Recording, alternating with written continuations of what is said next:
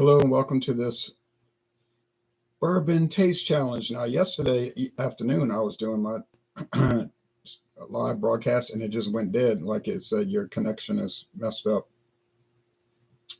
But man, it was working everywhere else on any other website or platform. So this particular platform will it's a little clunky and rickety, and it'll fail from time to time. I can't help it.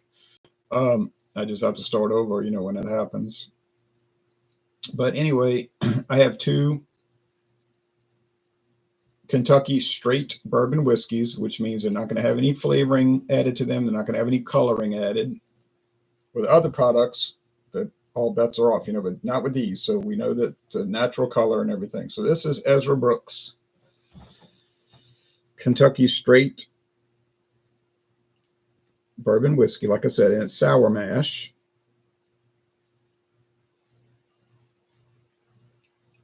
Which I need to add to the notes, by the way. Introduced in 1957.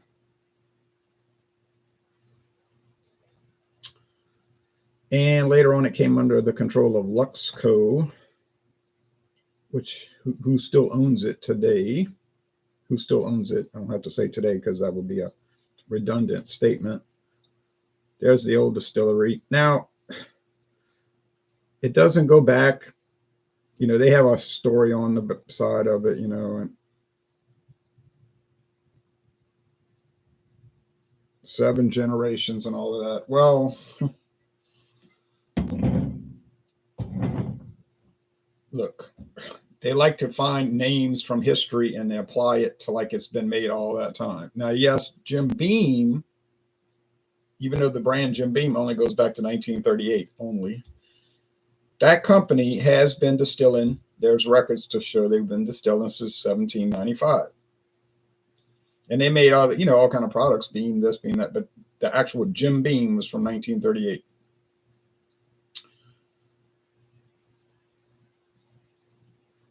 Ezra Brooks, hey, well, Jack Daniels, yeah, it does go back to 1866 when they started it.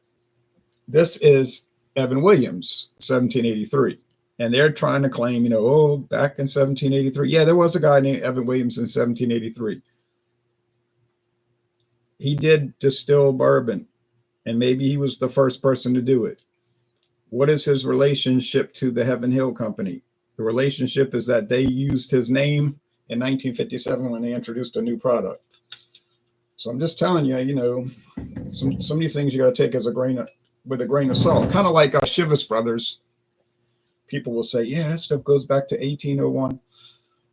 Yeah, well, there was a grocery store in Scotland in 1801 owned by Chivas people. And over time, they got involved in the liquor business. And then in 1909, they introduced Chivas Regal. But you see, they make it seem like they've been making Chivas Regal since 1801, but it's not the case. Okay, but so some of that stuff is which was called tenuous. Now, if you get Dr. Tishner's mouthwash, which is useful for other things too, but a lot of people use it like a cure-all in a way. That does go back to the year they say, the guy did start it in New Orleans, and they still make it in New Orleans. Okay, but it just depends on a product, No, I mean. Now, Evan Williams 1783 is an unusual product because it doesn't say sour mash on the bottle, but I think it is when they made a press release on it, but I'm not going to put that. This is the American Heroes Edition 2023. They do some veterans support. And every year they come out with these red, white, and blue things. And it's not always with this bourbon. Sometimes it's with other products they make. Next year it might be with Burnett's gin or something. But it does, and they'll show some current on the back. They show current and people in the military, and some retired. And some of these might be retired now after 2 years. But this one is from the Bernheim Rick House, and it's warehouses number 1E and 1J. And is it going to taste that much different than the regular Evan Williams 1783? I seriously doubt it, because I've had Evan Williams 1783, the black and gold bottle, and it tastes the same, but I didn't do a blind taste test between the two. But if there are differences, I'm sure they're marginal. Yes, I'm going to turn the lamps on as soon as I show the products. So 80 proof today sold only as an export, little 50 milliliter bottles in export, and then the 70 centiliter bottles only to Australia. And I got a link below showing that. So you can still buy, obviously, Ezra Brooks in the United States, but not the 80 proof. They only sell, their standard now is 99 proof, 99. So they used to make the 80 for years. They still make it, like I say, but they only send it to Australia with a new label. Then they jumped it to 90 proof about, well, right around the time this bottle came out. This is a 2015 bottle. And around that time, they jumped it to 90, whereas all the other liquor companies were dropping their stuff down to 80. They were going the other direction.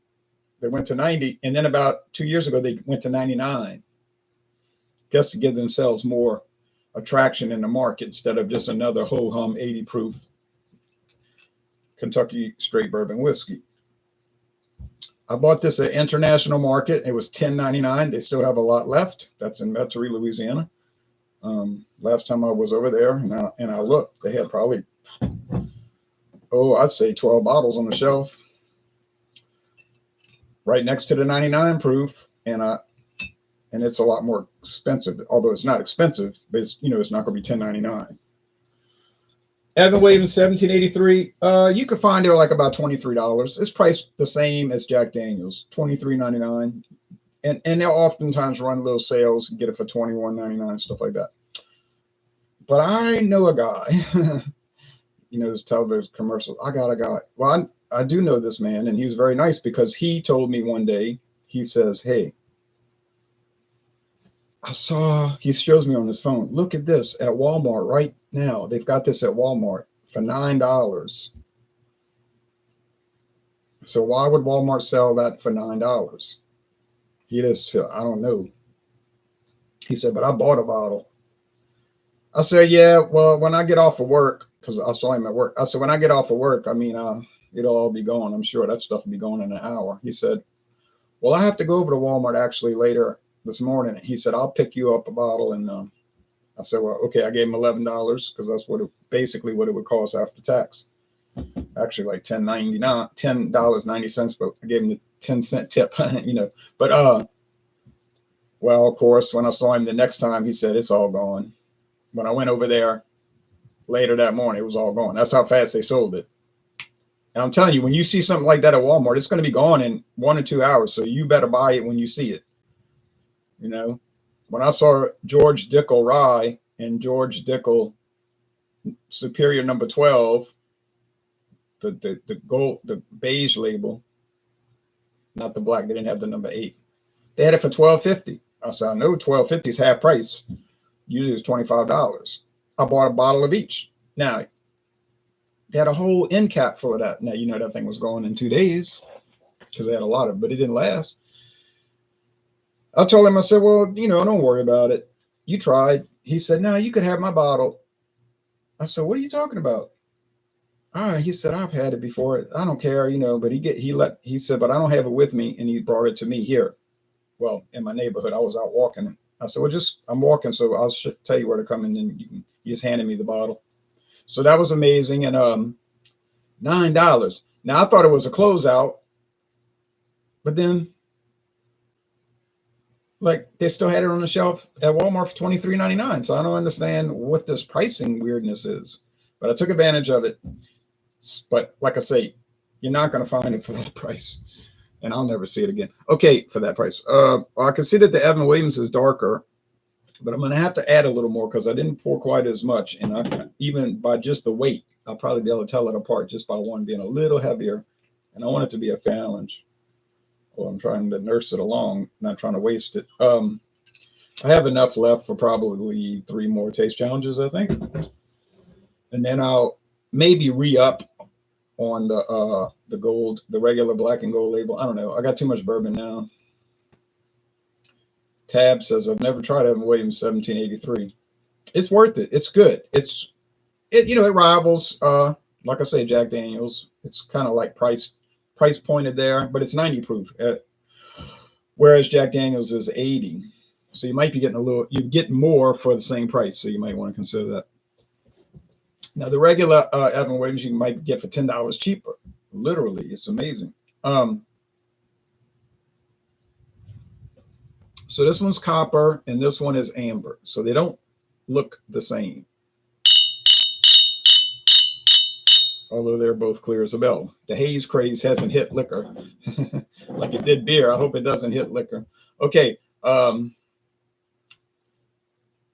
Years ago, haziness was considered a fault in beer. And it was funny because I was watching a video review yesterday afternoon, and a guy was reviewing Firestone Walker Union Jack IPA. And this was a video review from 2010, 15 years ago. I was watching the oldest up to the current. It's going to take me a month at least. He said, "Oh, this thing is so clear." And then the guy says, "But IPAs are always clear." This is 2010. But he was saying it's a little haze to it, just a slight little haze he thought was strange. He said, because he says, IPAs are always clear. I said, wow, in 2010, he didn't know what was coming. Enjoy Lo Negro con Chile. I'm in Arizona, so we get a lot of Mexican beers to try, says Shaggy. I've seen that on their website, but I've never seen it in a store. It may not come to Louisiana. Now, I can get Modelo Negra in those tall cans easily. No problem. But I know where to go. But but the one with chili, which I'd like to try, I hadn't seen it. Doesn't mean it won't show up today. Okay. Well, let's go with the screen share. You won't see a whole lot.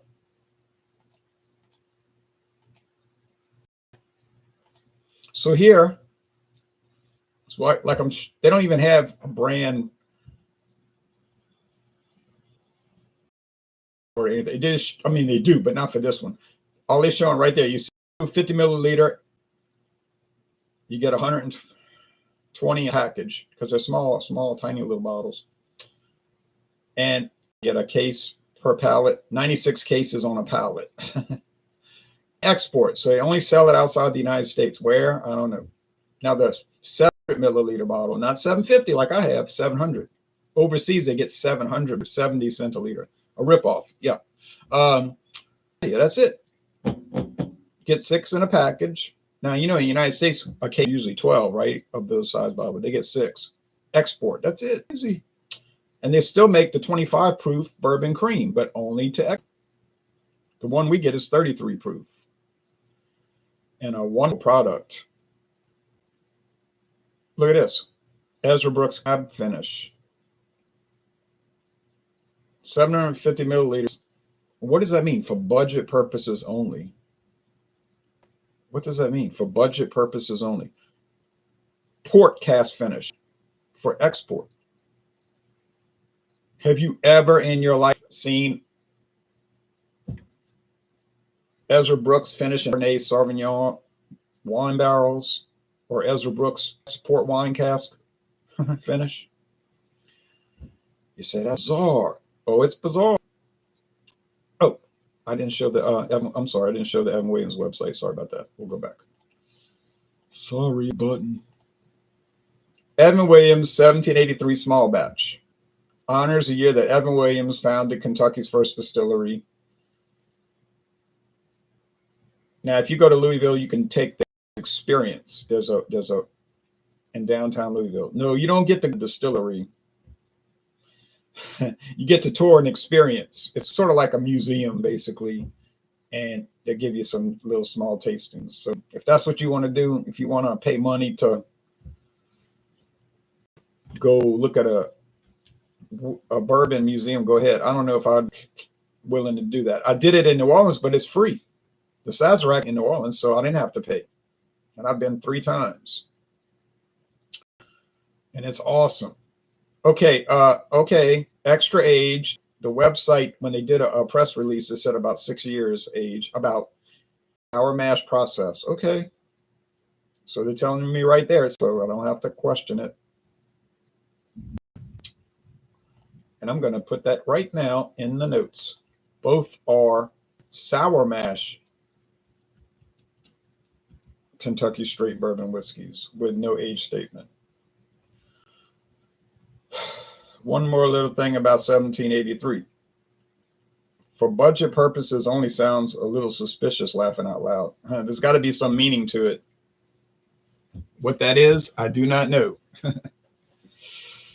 Oh man, crazy, huh? 1783 is an old brand. Yeah, I think it goes back to the 1960s because somebody's got a liquor collection. He sells them, online. You could buy old bottles if you want to, unopened. And he was showing bottles from like the 60s, with the old tax stamp on the top and all. They look really old. But they said age 10 years. So in the 1960s, it was age 10 years and 90 proof. Okay, got it. Later on, and I don't know when that year was, later on, they dropped it to no age statement and 86 proof. So for years, the Evan Williams 1783 that people commonly found, and you could very likely still find that, I'm sure, because that hasn't been long, only 4 years ago. That was around, probably decades. Then in 2021, they re-released the new Evan Williams 1783, 90 proof, extra aged. They didn't go back to 10 years, but 90 proof extra aged. So we know there's been at least 3 iterations, or if you want to say 3 eras of the Evan Williams 1783. And for collectors, they got some people, they collect liquor. They don't ever open the bottle. It's collected. I know a man that does this. I asked him one time, so you must love bourbon, huh, Mr. Bruce? He said, I don't drink it. I just got a bedroom full of it going back 50 years. And he told me that like 8 years ago. And I'm thinking, you got bourbons from like 1965? But what's the purpose of it? I don't know. Some people just do that. They don't even know why they do it. I'm thinking you're sitting on a lot of money right there.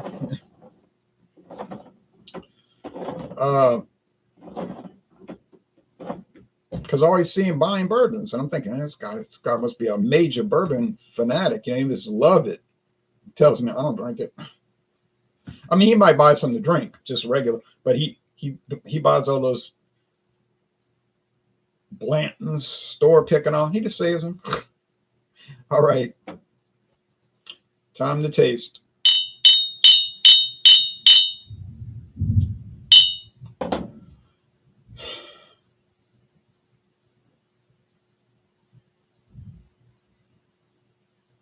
All right. Now, has the Ezra Brooks changed over the years back to the 60s? And I think back in the 60s, it was like 86 proof or like 86. They used to have weird thing back then. If you look at a lot of those old liquor ads, they say 86.6 proof. I don't know what the deal was with that, but a lot of these old brands be 86.6 proof. Seagram's 7 Crown, 86.6. Now it's just 80. I bet there was some kind of tax reason for that, Like if you went above that, you had to pay extra. I know Jack Daniels tour, the man told us, he said, you know why we don't put an age statement? I didn't know. On the bottle? We didn't know. You ever notice Jim Beam doesn't have an age statement on the bottle, but the website tells you how old it is. 4 years. He said, because if you put an age statement, you have to pay a tax.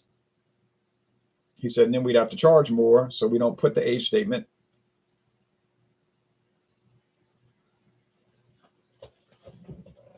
So I don't know why he would lie about that. Seems reasonable. Then he got into this verbal confrontation with these 2 Scottish guys who would look like businessmen. They were dressed in business attire. They were probably on a break from a business trip in Kentucky. Off the top, they seemed to be kind of combative, like trying to tell him why Scotch was better than bourbon or Tennessee whiskey. It's like, well, why would you go on a tour? And at that time, it was $17 to take the tour. I don't know what it is now. why would you go on a tour unless you want to like confront this guy? And the guy was like, I've been working for this company since I was 18 years old. I'm from Tennessee. And he was fighting back with them. I guess their training is that defend the brand, defend the brand. If you offend the customer, tough, but defend the brand. And he was like, you think Scotch is better than bourbon? And they kept like trying to convince him why it was better.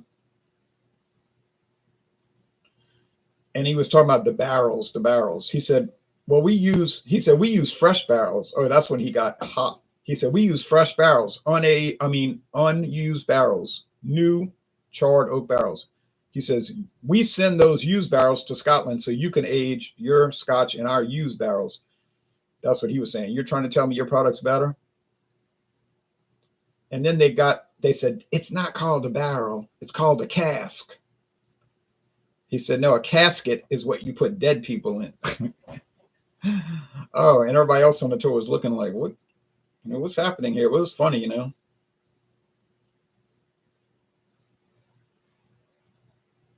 I guess they thought they were going to show him up or something, but he was ready to battle. Yeah, it is a laugh. But it was a great tour that lasted 2 hours. Wasn't like some little quick run through. They don't just run you through it, take your money, and tell you to leave. It was like an intricate tour. They took you to the spring where the water comes out. They showed you where they burned the barrels, but they said they weren't burning barrels that day. He said, unfortunately, they're not doing it today. He said, if he showed us a video how to do it, he said, but if they were doing it today, we could watch them do it because they do it right there in the property. He said, you know how they light the barrels? They squirt Jack Daniels in it, like maybe some that didn't come out so nice. They squirt it all inside and they light it. Like probably high proof, unfiltered, undiluted, foolproof, JD. They light it, boom, that thing blows up, and they let it burn for a certain amount of time. They took us in a room where they dripped through the charcoal,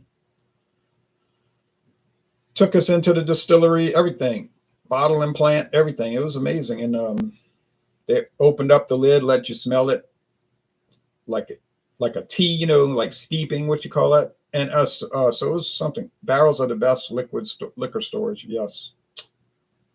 Diego says, hello from Spain. Hello to you, Diego. Thanks for watching. All right. Now, with all of that talk, which I think was important, I watched some videos. They'll talk for 30 minutes and never discuss the product. Be talking about, and then my daughter's roller skates need to be replaced. And then she won a contest. I'm like, what is this video about? I didn't get on this video to hear about roller skates and all of this. So I did bring up a lot of stuff here, but it was pertaining to the products. I thought it was pertinent, of course, and meaningful. Okay.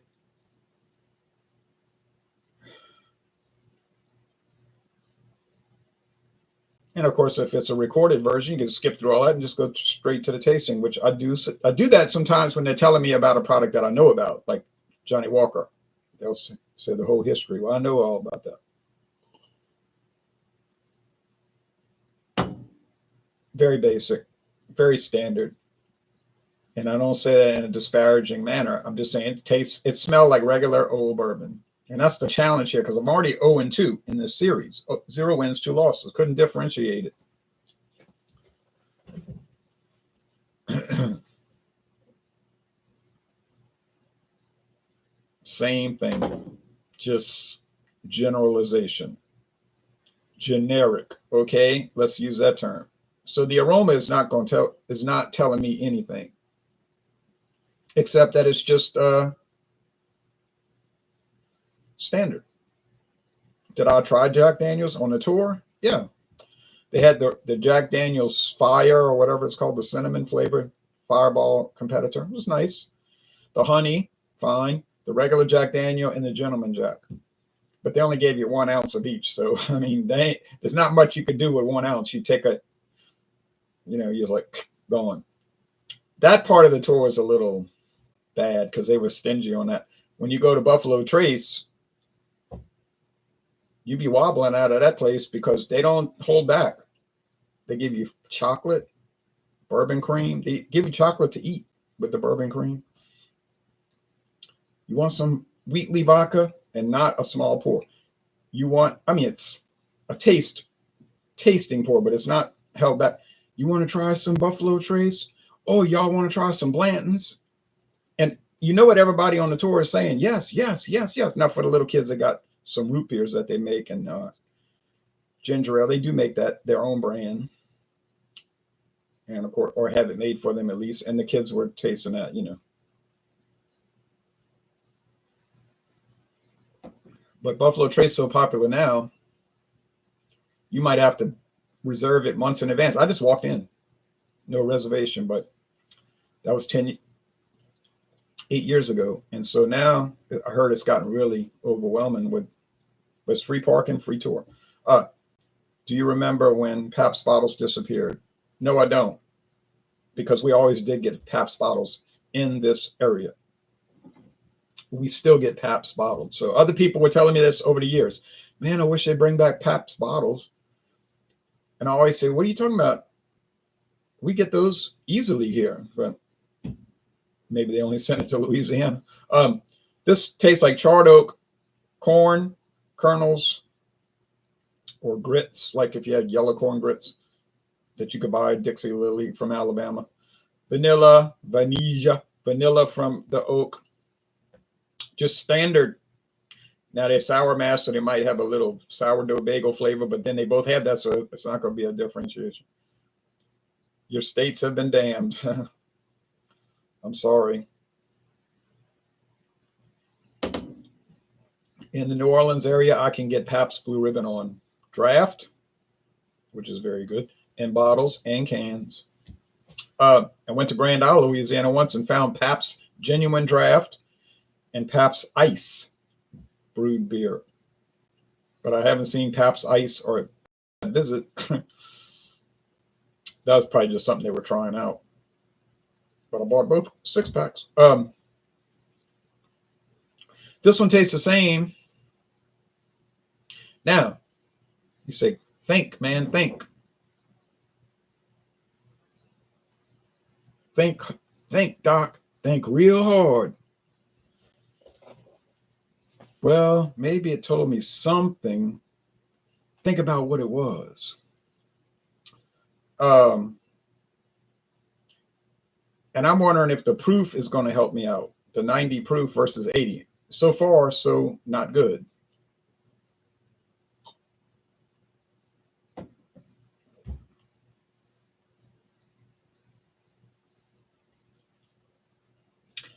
Okay. Maybe I got the clue now. let me jump over to my right hand.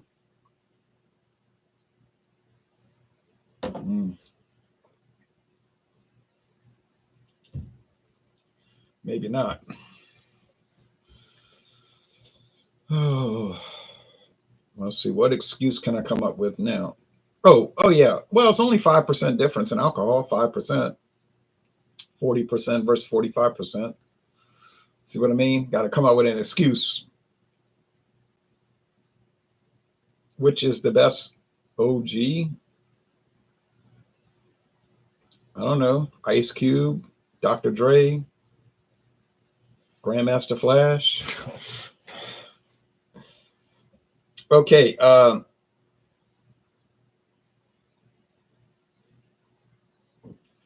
Sugar Hill Gang.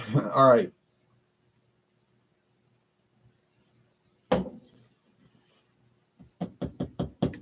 These are remarkably similar. I know what you're thinking. They should not be similar. Yeah, but it's only the proof that's different. They're both sour mash. They're both extra age, which probably means, well, they both have no age statement. Like I said, this one's about 6 years, and this one I get the impression is about 4. I could be wrong. Could be 6, but I think 4. But I don't know that. Okay, so I called it a taste challenge, and it's a challenge. But Chihuahua. I think this is the Evan Williams because it appears to be slightly stronger, but these appearances can be very deceiving. So, boy, if I start off 0-3, I would feel bad. But I see, didn't the Dallas Cowboys start off 0-4 one time? They win the Super Bowl. Wasn't that the case that they got blown out on Monday Night Football to start the season? It was like really bad, like 38-3. And I said, oh, this team is in the hole now. They are just fall off the cliff.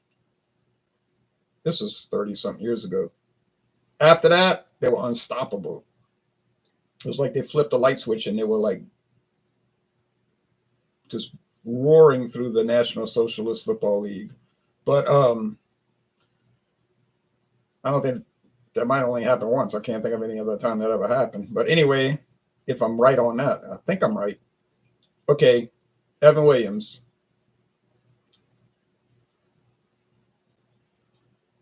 It's the Ezra Brooks. That's 0 wins, 3 losses. Hey, look, I don't know what to say, except I got it wrong 3 times. What can I do? I've had enough training, self-training. But man, oh man. If you think this is easy, do it. Make the video. I'll watch. Blind. Now, a lot of people do these open tastings.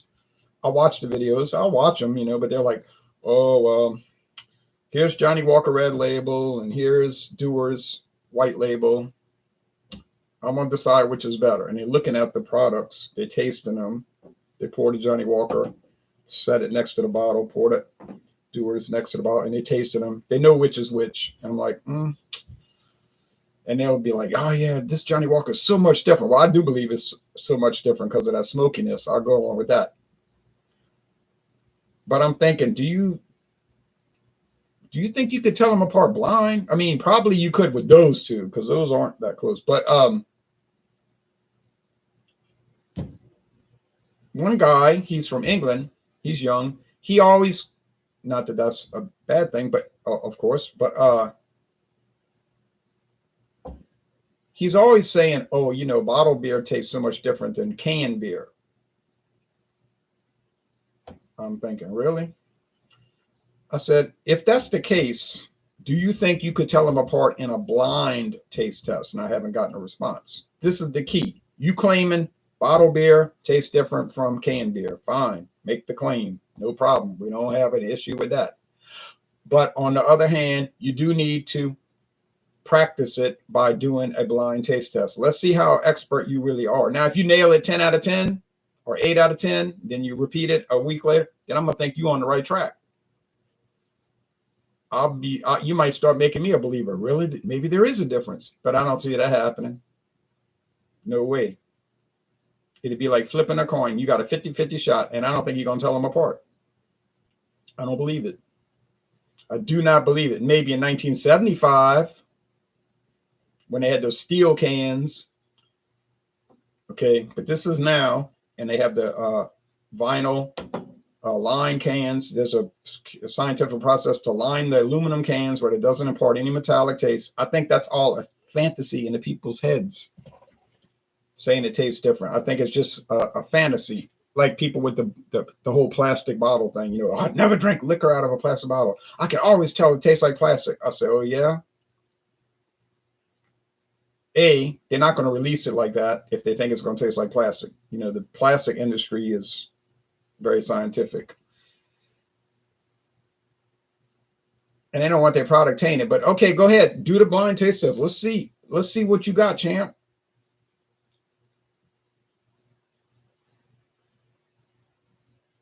But they ain't laying down nothing but air because I'm not seeing any challenges. And I look at a lot of YouTube videos and I'm not seeing that happening. And then they got all these allegations, it'll cause cancer. It'll make you have brain damage and you'll become mentally disabled if you drink from the plastic bottles. Oh, blah, blah, blah. I said, where did you hear that? Well, I was reading the Socialist Workers Party's website and I'm like, oh, okay.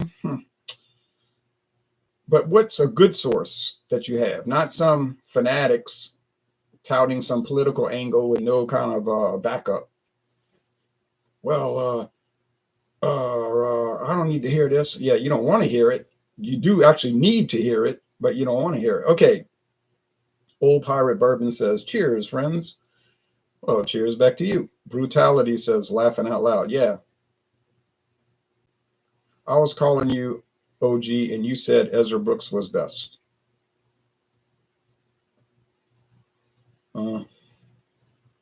I don't say it's the best because I can't even tell it apart from the other ones.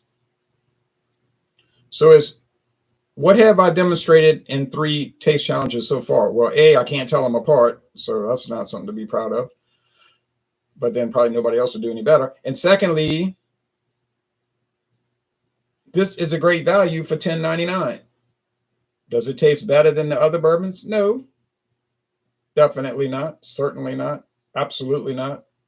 But on the flip side, it's definitely not any worse. Now think about it along those lines.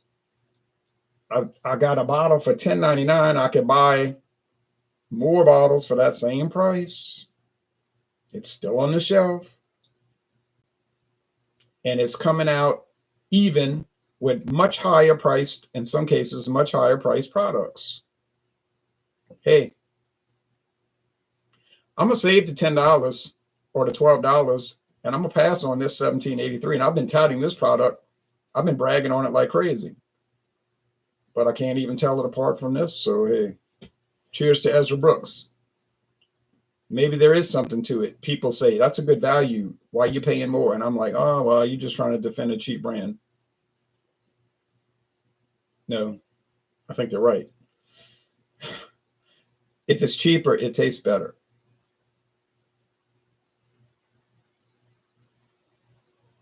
Say what? You mean in general or in this case? It tastes, it's a better value. I know a lot of beers that are cheaper, but they sold a beer in this town 15 years ago that was $10.99 a 30-pack.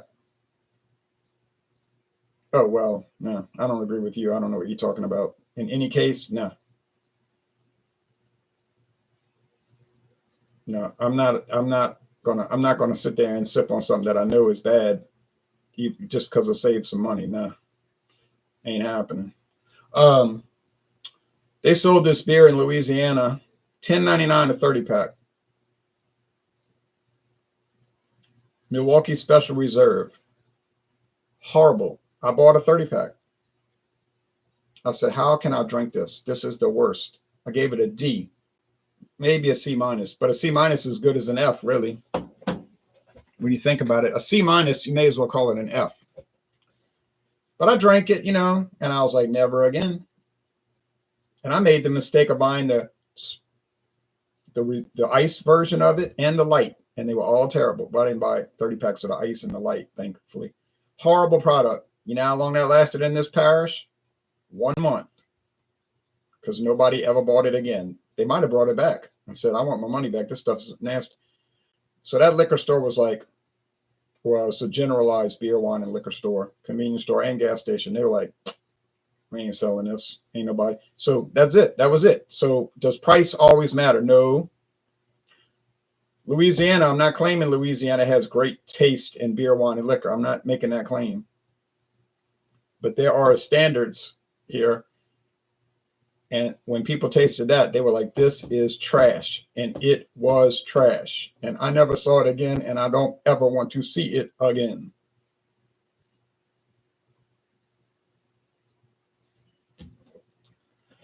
This I want to see again. It is very good. It can hold its own against much higher priced brands. No, it's not better than them. But $10.99, full size bottle. You won't hear any complaints from me. But on the other hand, I still think I could go to that local drugstore, because in Louisiana, drugstores sell liquor. There's a house brand made by Buffalo Trace over there. And they've got, the last time I was in there, they had it for $9.99 for a full size bottle. $9.99. No age statement, so it's at least 4 years. And I think that would do the same, but I don't know. There was something a little bland about it, but I think that would do the trick, But anyway, so cheers to Ezra Brooks. You got me confounded so far. Okay, now you saying, if it tastes as good as your normal drink and it's the same thing at a better price, then why not? Oh yeah, I'll go along with that. Definitely, that's what I was trying to say. If it tastes the same, but the price is much lower, then it's the winner. Yeah, no, in every case, I agree. In every case, I thought you were saying that it's always better if it's cheaper. No, obviously, definitely not the case. All right. Well, thanks for watching. I know it was long, but I think the viewers made a lot of good points in their comments. And I think the challenge was worthwhile because it was difficult. And that's when the challenge is a good challenge, when it's a real battle. So what do I have coming up next? I have a lot more Kentucky straight bourbon whiskeys. I've got, well, I got some that aren't straight, which I don't understand why they're not called straight bourbon. That's got me a little confused, but whatever. I have some of those. I don't really have any confidence at this point that I'll be able to differentiate them all, which would still bolster, which of course would bolster the Ezra Brooks credentials. I mean, if I go through all these taste challenges and I keep getting it wrong, that means Ezra Brooks is winning, right? Because it's the cheapest one and the challenges, and it keeps winning. So yeah, that would be a very strong argument for Ezra Brooks. And I don't work for them. You know, I don't get money from Luxco. They don't send me anything. I wish they did. I'd make a Luxco video about every day. You've never seen that 1783 anywhere, says Craft Beer Tastic. You mean this American Heroes edition or just the product itself, the 1783? Because I would find that shocking. Now, maybe the American Heroes edition only goes to certain states, so that's understandable. That's a limited release. But if you've never seen the 1783, that would be stunning, you know, to me. But you know what, 1783? You failed. You failed in this particular challenge. All right. Overall, you're a winner, but you failed in this challenge. All right. Well, y'all take care. And for tomorrow, Wednesday, I'm going to try to do another bourbon showdown and with Ezra Brooks. Well, I hope I get it right at some point here. But like I say, if I don't get it right, that means either I'm terrible at tasting, which I don't agree with. And secondly, it could mean that Ezra Brooks can hold his own against any other bourbon brand or most other, you know, standard at least bourbon brand. Not Elijah Craig barrel proof. I'm not talking about that kind of stuff, which I definitely am believing that that's the case, that it can hold its own. So there you go. All right. Well, take care, everybody. Bye-bye. And y'all have a great Tuesday.